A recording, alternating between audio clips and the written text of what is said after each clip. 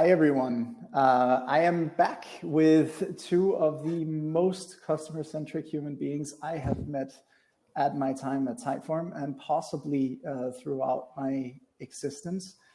We are going to hear from Gaurav Vohra from Superhuman. He does head of growth there. And then we have Kate Donahue, who's the senior product marketer of a newly launched product called Pitch. If you haven't seen that, she will be doing a quick introduction to the product and her approach to using Typeform for onboarding customers. Then last but not least, we have our own group product manager, Naomi Fitzpatrick, who will be leading this session. All of you have a great conversation. Thanks, Bacchus. Cool. Hi, everyone. So we're going to be talking a little bit about meaningful interactions and what that kind of means. So I think really the first question for discussion is meaningful interactions. What does this mean to the two of you? How have you incorporated it into kind of how you do things at both Pitch and Superhuman? Maybe Gaurav, we'll start with you. Sure, yeah. Thank you so much. And good morning, good afternoon, everyone, wherever you may be. It's very early for me today on the West Coast. Meaningful interactions and what does that mean for us? When I think about meaningful, I come back to one of our core values at Superhuman. We have 3 company core values, and the one that I come back to is the one that we argue actually is the most important value for us as a company, and that is to create delight. It is to find moments of surprising joy in what we do for our customers, but also for each other as colleagues, for our candidates, for anyone who we're interacting with. So we define delight as surprising joy or pleasant surprise. The opposite of delight is unpleasant surprise, maybe disgust. And so what we think about when we think about customer interactions, particularly how can we make them meaningful, we always come back to that idea of, well, if I were the customer, what would be pleasantly surprising for me? This is something that we've been able to articulate through example, through words, for every new person who joins the company, to help them understand, okay, what does it mean to create delight? And the way that gets used in action, which I really love, is often we'll get new employees coming to more experienced employees with questions like, oh, a customer, they want to cancel their subscription because they've run out of money. Their startup is running out of money because of COVID. What should we do? And the answer is always the same. It's what would create delight, right? What would be a moment of pleasant surprise for that customer? And the answer is usually, okay, well, let's do something that's a bit unconventional. Let's do something that is meaningful for that individual. For example, give them 6 months on the house and say, hey, we really value startups. We really value entrepreneurs. We really value everyone working together to fight COVID. So the next 6 months are on us.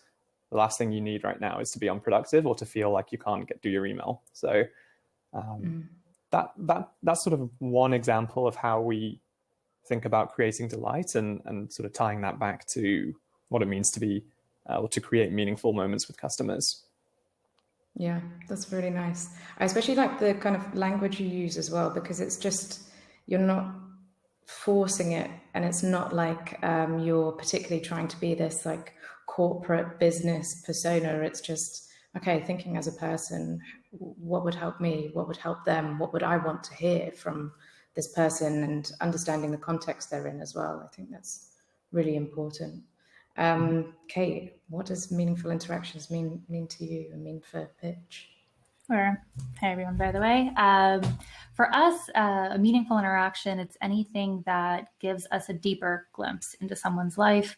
We're so much more than the work we do each day, the tools we use, and the team at Pitch, we try to recognize that when we're talking to users.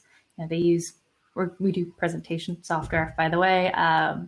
That forms part of their day, but it's not the entirety of their day. It's not necessarily the reason why they're stressed or happy. And we always try to get a sense of the full person when we're talking to our users, especially early on when we were doing our personal onboardings. And with that, we always try to understand a user's, like for meaningful interactions, comes down to understanding a user's perspective and kind of the broader context that's shaping their decisions, shaping their motivations. It was interesting early on when we started with personal onboardings, we noticed that some of them felt more akin to therapy sessions. You'd be surprised when you start with, what do you use to create presentations, or what don't you like about your existing software? And people, it's not a cut and dry question. It bleeds into, well, because I spent 3 hours in this, then I couldn't do this on time. I feel like I'm not putting out my best work. It really leads into their perception of self and what they need to be successful or feel like they're helping others do their best work. So it really kind of shaped the way we started to try and interact with customers, even after we scaled off of the personal onboardings, always trying to help understand the why, or the why it matters when trying to clarify like their decisions, preferences, and feedback. Because it's not just, I need icon sets, or I need this integration in pitch. It's really about the why does that help them feel better about themselves, feel more empowered, or feel like their business will be more successful as a result of having everything they need in place. Yeah, that makes a lot of sense. I feel like it's really difficult to kind of work out how you can help someone without getting that full idea of what the context is and what the workflow looks like, because there's thousands of ways to do exactly the same thing. And if you're unaware of like the rest of the scenario or the rest of the information, then it's really difficult to be like, oh, I know how I can help. Yeah, really interesting. I really like. So actually, you go for it. I really like what you shared. Really understanding the deeper sort of motivation behind an ask. That reminds me of some nomenclature we developed very early on when we were kind of categorizing different issues in our issue tracker. We'd have, P1, P0, your standard sort of engineering first categorization. But we also came up with this term, which is immediately very resonant amongst every Superhuman employee, this idea that a bug is a look foolish bug. And it's one where the customer looks foolish in the eyes of others. And through that emotional feeling of perhaps coming off as a little silly, that's actually a reason we might want to prioritize this bug way ahead of something else that may even be like a system outage or some other kind of issue. An example being not noticing that you've BCC'd someone, or not noticing that you've said attached in an email and forgotten to attach something. Those sort of like look foolish moments. And why do those matter to individuals? Well, if you then appreciate where they're at in their journey, maybe trying to recruit, and it's super meaningful to them that they get it just right. And then if their software lets them down, that suddenly attaches 10 times the amount of meaningful emotional context to the piece of software for them. Yeah, I think that's a really, really nice one. What foolish? Look foolish. This bug is a look foolish bug. I love that. Yeah. That's excellent. I feel like that needs to be like a tag in Jira or something, a look foolish tag. That's awesome. It sure is. That's excellent. So earlier, Kate, you spoke quite a bit about onboarding as well. And I think that's something that we've seen both Pitch and Superhuman do an awesome job in terms of onboarding, but also the journey I think you've both been on in working out exactly what works for not just customers, but for like the team structures that you're in, and also just trying to work out, okay, how can we get the most value out of this? So I'd love to hear a little bit about that. So maybe we start with Gaurav there in terms of what onboarding kind of looked like and how you made it meaningful, and maybe the journey you've been on there. Mm-hmm. Yeah, sure. I think just a bit of context as to how we've actually thought about our customer interactions at Superhuman. we very early on kind of identified, okay, there's a basic funnel here, right? There's awareness, then you move into kind of consideration, then you move to conversion, and that's kind of like your marketing funnel. Eventually you have a customer, and then you go through loyalty, and then eventually advocacy. And something that we really wanted to do early on was just focus at the bottom of that funnel. There's no point really focusing at the top, because if you have a very leaky bucket and you're pouring customers in all the time, they're just leaving with bad experiences, telling all their friends, yeah, that wasn't so great. So we put a ton of emphasis on the very bottom of that funnel to make sure that the customer experience was great. And that begins with the product, a product that retains, but very quickly moves into onboarding, very quickly moves into the space where you have a new customer. Great. All right, what do we do? How do we get them successful? Well, we got to onboard them, and we have to do that extremely well. And so we started out with a couple of experiments in both directions, just letting customers sort of at the product without much guidance or help whatsoever. And then also very hands-on, multi-hour sessions with one of the founding team to really help them get set up. And we noticed for the folks who we spent time with, they retained much better than the folks who we just let at the product. But not only that, we were able to create a one-on-one human connection with them. They knew us personally by name. We knew them. We knew things about their life. To what Kate was sharing earlier, we knew why things mattered to them. And they cared about us, we cared about them, and they would share feedback. They would tell us when a bug happened rather than just quitting the software. They would tell us when they wanted something from a feature standpoint. We would come away from that onboarding session with copious notes and details about what we needed to make better. And so that's kind of where this superhuman onboarding was really born.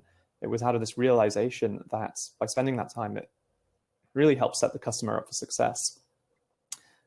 We also, and this is perhaps unique to Superhuman, realize that there's decades worth of workflow and baggage to unpack when it comes to getting someone set up for success. So I wouldn't advocate for onboarding for every single company. I really do think the context of where your customer's coming from and what their prior knowledge of the space is really matters. If it's a brand new product, you might not need an onboarding because there's nothing that you need to unwind, so to speak.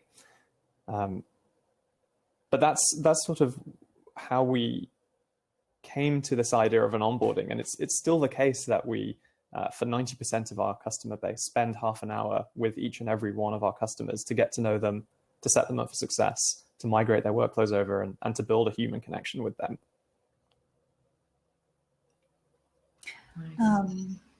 On our side, so when we started with our personal onboardings, we were in private beta.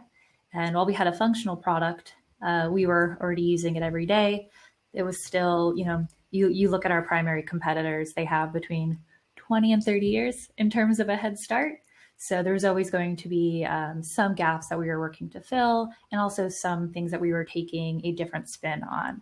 So with our personal onboardings, it's driven by a few primary objectives. One, really understanding who our audience was. Like everyone uses presentation software across industries. Day one, we weren't working to build software for everyone. We wanted to build presentation software for people who are going to passionately love and benefit from it. So we wanted to find who those people were. We use our Typeform survey to get an understanding of the people broadly interested in Pitch's value proposition. And then we narrowed in to understand based on what people had reported about how they work, the tools they use, who they work with, who might be a good first fit. We use that onboarding period to selfishly mine them a little bit for information. How are you using presentations today? What do you like? What do you not like? But also to deliver a relevant onboarding. People, I'm sure you found this too, Gaurav, there's some similarities in how people use email, and some parts of the workflow are deeply personal and specific to the way that they operate, the way that they want to be perceived by others. Within presentation software, we saw that there's there are roughly a few separate archetypes. Maybe you're creating a lot, maybe you're creating a lot for others, you're cleaning up after them, or maybe you're reviewing and providing feedback. based upon how you interact with presentations and how you interact with your team with presentations. We could steer the onboarding to focus on certain features over others to make sure they left feeling like that was a meaningful and good use of their time, because it's not easy to ask somebody for 45 minutes or an hour to like show them a version of software they've been using for 30 years. We made deep onboardings early on so that we could find ways to still deliver that level of personalization, and find ways to create touch points later on in the life cycle, knowing that ultimately we needed to be a self-service tool, but we still wanted to find ways through our communities, through our support channels to still deliver that personality, still get a sense of who our users are in the broader sense and who they want to be, and find ways to like include them in answering newer unknowns as we move into new feature areas like live video, synchronous video. We're trying to take them on a journey and help them discover new things together with us and help feed their insights into where they're most relevant for them to benefit and for us to help them benefit. Yeah, you both mentioned actually kind of these really, really personal and one-to-one onboardings. And we've actually had a question come in from Billy Bradley, who asks, how do you scale this personal one-on-one onboarding experience when you already have thousands of users? Which I think would be really interesting to find out more about. Yeah, maybe I can talk to that. It's a great question. I can just kind of give a rundown of the numbers. So we've managed to get our personal one-on-one onboarding down to half an hour. There's a lot of tooling that goes into that to make that work. Typeform is a huge part of that. It's the bit that happens before the onboarding to allow us to gather the necessary information to have a very efficient and customized 30-minute session. But we also make heavy use of tools like Zapier, Airtable, and then after the interaction, a whole flotilla of tools to kind of keep track of how the customer's doing and really kind of customize that whole journey for each individual. But back to the point, half an hour onboardings, one person on the team can do approximately 10 of those a day. That's 5 hours worth of live customer facing time, which allows 3 hours in the day for breaks, one-on-ones, team meetings, training sessions, and any non-live customer interaction, such as email support. So if you have 10 a day, 5 working days in a week, 50 customer onboardings per week or thereabouts, and then scale that out for a year and you have around 2,000 customer onboardings. Now, if your price is sufficiently high, anywhere from $10 a month or above, you can probably find a way to actually scale that and make that work from a business standpoint. By that, I mean kind of the revenue and cost thing makes sense. But then scaling it in terms of keeping a high quality experience, that's the other half of the puzzle. I'm proud to share the Superhuman onboarding team is 15 members strong. We have 2 managers, 1 lead, and 15 individual contributors. And it really is a question of building the strongest customer-facing team you can possibly imagine. For us, that meant really focusing heavily on the interview and training process so that we were selecting extremely empathetic, intelligent, caring individuals for the role itself, but then also training them and equipping them with all of the knowledge and skills to be able to do the job extremely well. That's how we've scaled it. I don't think that's the end of our journey. I think we're going to need to evolve as the company, as Superhuman grows. But that's kind of where we are right now. And indeed, we've been able to get that to well north of tens of thousands of customers. Nice. Kate, I know you had some nuggets or insights around this space as well. Yeah, I would say that we scaled to probably the hundreds with personal one-on-one onboardings. And we still do them.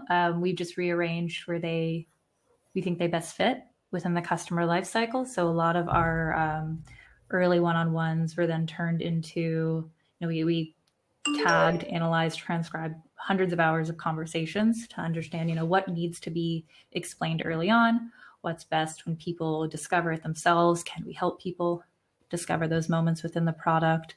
And we started to create a lot of self-service documentation, videos, helping people understand the product in context of using it without necessarily needing one of us to guide. Now our one-on-one onboardings are offered up actually one-to-one, sometimes one-to-many for our registered users if they run into a blocker. Again, learning software is hard. Sometimes people don't have enough time and they want that handheld experience. We offer it there. We offer it to new pro teams to help understand the team dynamics. So that was an interesting thing we played with for a while. Again, I mentioned those archetypes earlier, and the idea of onboarding as therapy sessions. Think family therapy sessions. You get a team of 5, 6 people who make presentations together. One person is the project manager, one person is the designer, one person is the salesperson with a lot of last minute creative ideas. We would play with the idea of doing some of those onboardings as well to try to showcase the value of pitch and showcase it within their relative workflow. It's also really interesting from a discovery perspective.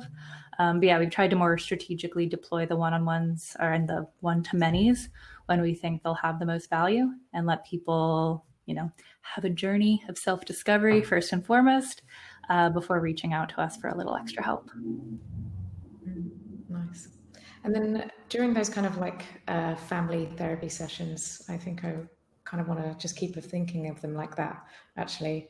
Did you have to think about different types of, solutions or questions or ways of onboarding people within that kind of group onboarding? So you mentioned you have project managers, sales, lots of different people with lots of different, goals and things that were useful to them.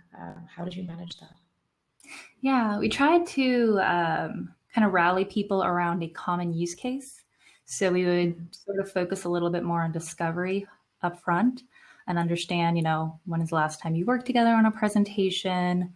What does this process typically look like? Because it never takes place in one tool. There's a myriad of tools between cloud storage, sales enablement tools, email, other ways of Slack that people collect feedback, implement it. So we try to get a sense of that broader workflow, get a sense on where people are hands-on, where the work gets passed to another person.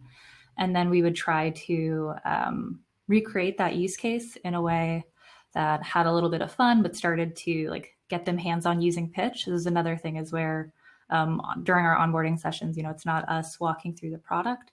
We would invite them to a common presentation or watch them create a workspace, get them all on board, and then sort of watch them have fun, really, when it comes to tagging people for the first time in comments, always leaving a very aggressive comment first, setting slide assignments, making edits, changing other people's edits. So we would try to focus more on, here's how you work day to day, and here's how that work might change in pitch, so that they left feeling like they had the start of a tangible example that they could apply to work. Yeah, that's really nice. Actually, something you mentioned before, Gaurav, which was around how you ended up changing one of the questions because you kind of noticed that actually you were asking a question to try and work out how people were using their inboxes, but then seeing them actually do it and seeing them operate their inboxes was quite a different story. I'd love to hear a little bit more about that sort of things. Yeah, so this is sort of an example of taking the customer journey and always critically looking at it and thinking, well, where's something broken about this? How can we make this even better? And this actually came up via the team. The folks on the team were they were sharing that it was challenging to get absolutely everything right in the half-an-hour onboarding session. In particular, workflow migration's really hard. And that was surprising to me because I thought we had a question in our Typeform survey prior to the onboarding, which allowed us to extract what is the likely workflow of this individual. The question was, what's the layout of your inbox? And the answers were things like starred first, unread first. Turns out customers don't really think about their inbox in that sort of a way. We think about inboxes in that way because we think about inboxes all day long. But most customers just have an inbox structure, and they really couldn't even describe it if you asked them. So they would just pick random answers. And 9 times out of 10, we'd get on the call and it would just be not how their inbox was actually structured. So we were doing this discovery in the Typeform survey up front. We would then have to rediscover the actual workflow on the call. And ultimately, it was actually a misdirect for the onboarding specialist. It was also a waste of time for the customer. And so in the spirit of making that better, we actually pivoted that particular question. We thought deeply about what it was we were trying to get out of that, which was a better understanding of the customer's workflow so that we can help them reach value in the product. And we changed the question to, once you have read an email and you're done with it, what do you do with it? And the answers are things like archive it, trash it, put it in a folder, leave it in the inbox.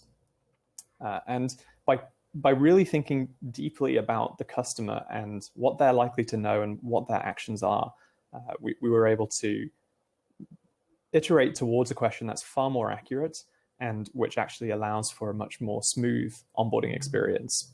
And that's actually the kind of piece of information where if you do version of the onboarding, perhaps still human assisted, still with someone sending customized and bespoke emails to the customer, that's really relevant information because you know what they do with email. And so you're able to kind of prime them up front with the relevant bit of information for them. Nice. I realize we don't actually have that much time left in this discussion. It's gone incredibly quickly.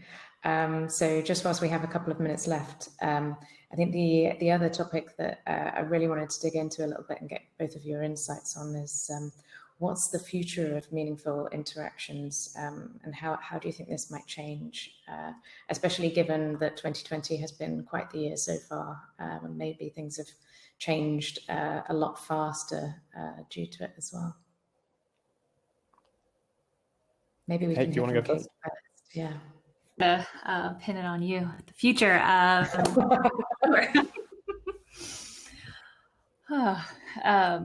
I think the biggest thing I've realized is how much we take in-person meetings for granted, how hard it is to not operate in like a mostly transactional way when you're communicating asynchronously, even with your colleagues. It always feels like, I don't know, texting somebody feels a little intrusive if you don't understand. So I think we need to, find ways to bring in-person elements to everyday interactions, do things that you can automate to some extent, but that don't feel automated, that feel like they're, again, taking into account the context that someone exists in, details you've gleaned about them along the way. I think video in particular is just something that, especially as the space explodes with more options like tools like Loom, Video Ask, little ways where you can show that you're a person, understand the person you're talking to on the other side is a person with thoughts, dreams, and ideals, and taking that extra moment to forge that human connection is really going to go beyond the norms. It's like the idea of grabbing a quick coffee, buying someone a drink or dinner. Those are no longer the realities that we have in the near future for relationship building. So we need to find other ways to like imbue everyday interactions with delight and personality. Yeah, couldn't have said it better myself, I think, actually. Gaurav, how do you feel about the future? Yeah, I think that we've seen in the last kind of 5 or 10 years a shift towards more and more automation, more bots, more sort of robo AIs that try and answer your question when you're supposedly interacting with a human on a website. Spider kind of trees when you call a customer support line, and it's no surprise that everyone hates that. It's really, really frustrating. I think that ideally the problem as a customer never comes up in the first place. Your product is so perfect that you don't need to call a customer support line, but knowing that you will eventually have something or someone who needs to call your line, I think the future of meaningful interactions is, as Kate put it, it's bespoke, it's customized, it knows you as a person and fits you as the customer so well that you marvel at how it's even possible, while also, continuing to be fundamentally human and core to who we all are. I think we all live busy and distracted lives, and companies who leave a lasting impression with meaningful interactions will stand out and win. Yeah, I agree. On that note, I wanted to thank you all for participating in this little chat. For those of you who want to learn more, Kate is going online in just a few minutes. Kate, you are welcome to step into the backstage area so that we can get you set up for the new session. For the others, thank you so much for joining us today. Kate will be talking more in depth about the flow that they've got set up at Pitch. And there's also a lot of reading materials online about how Superhuman approach their customer interactions. So I will very much urge you to search for it and read about it. They have an amazing approach. Thank you, everyone.